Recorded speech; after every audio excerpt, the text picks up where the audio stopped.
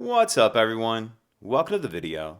Today we're going to take a look at how to replace the battery in this Ford Cmax remote key fob. This Ford Cmax key fob is going to use replacement battery CR2032, and I'll put a link in the description box of this video to where you can find these batteries if you're in need.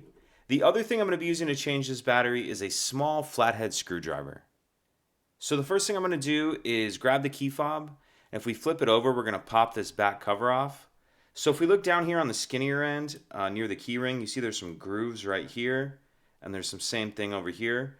What I'm going to do is on those, I'm going to pinch in at the same time with my fingers, and as I do that, you can see it pops this back cover up just a little bit, and then once it's up, you can get a finger on it and pull it off of there like that. Then I'll get my emergency key out of there, just set that to the side. Now I'm going to grab my flathead screwdriver, and in the skinnier end down by the key ring, you can see there's this little bit of a notch right here.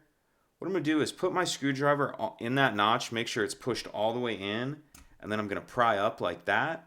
And as I do that, you can see it splits the two halves apart.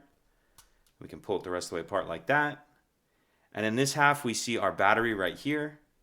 Use my screwdriver just to get under the edge of the battery, get it out of that holder. Then I'll grab my new battery, and you want to make sure that you're installing your new battery with the plus side down, like that.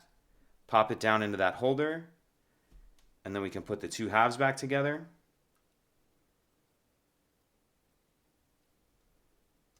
Like that.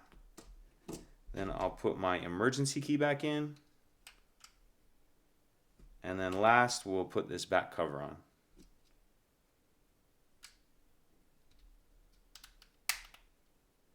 And that's it.